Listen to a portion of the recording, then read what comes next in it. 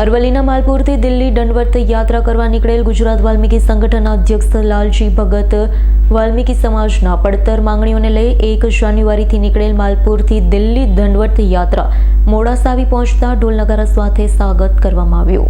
દંડવત યાત્રા મોડાસા આવી પહોંચતા ઢોલનગારા સાથે સ્વાગત કરી ફૂલછડીથી સન્માન કર્યું।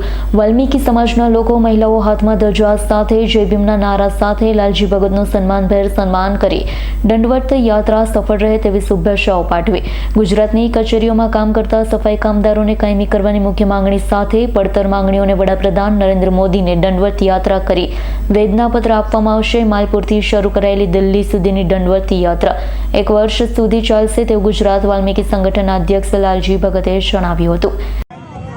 માલપુરથી દિલ્હી દંડવત પ્રણામ યાત્રા તારીખ 1/1/2025ના રોજથી નીકળી છે। આજે 7મો દિવસ છે અને મોડાસા ખાતે આ યાત્રા આવી છે।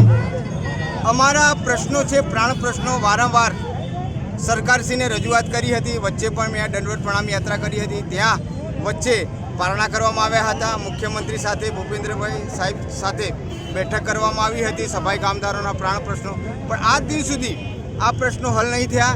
તો હવે અમે 1 વર્ષ માટે આ 1/1/2025થી દિલ્હી સુધી આ દાંડીકૂચ છે, જેમ ગાંધી બાપુએ દાંડીકૂચ કરી હતી એ રીતના હું આ દંડવત પ્રણામ 1 વર્ષ માટે કરું છું કે ગુજરાતના જે કામદારો છે એમના સાથે અન્યાય અત્યાચાર દિવસે ને દિવસે વધી રહ્યો છે।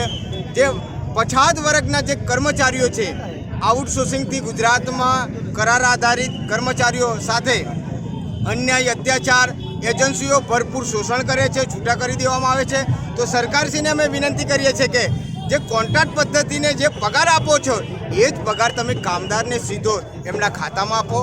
અને જ્યારે વાલ્મીકી સમાજની વાત કરીએ કે વાલ્મીકી સમાજ સફાઈમાં સંકળાયેલો છે, અમને એવું લાગી રહ્યું છે કે જ્યારે બાપ દાદા માથે મેલું ઉપાડતા હતા એ પરિસ્થિતિ સારી હતી। અત્યારે તો સફાઈ કામદાર ગટરમાં તાત્કાલિક મોત થઈ જાય છે।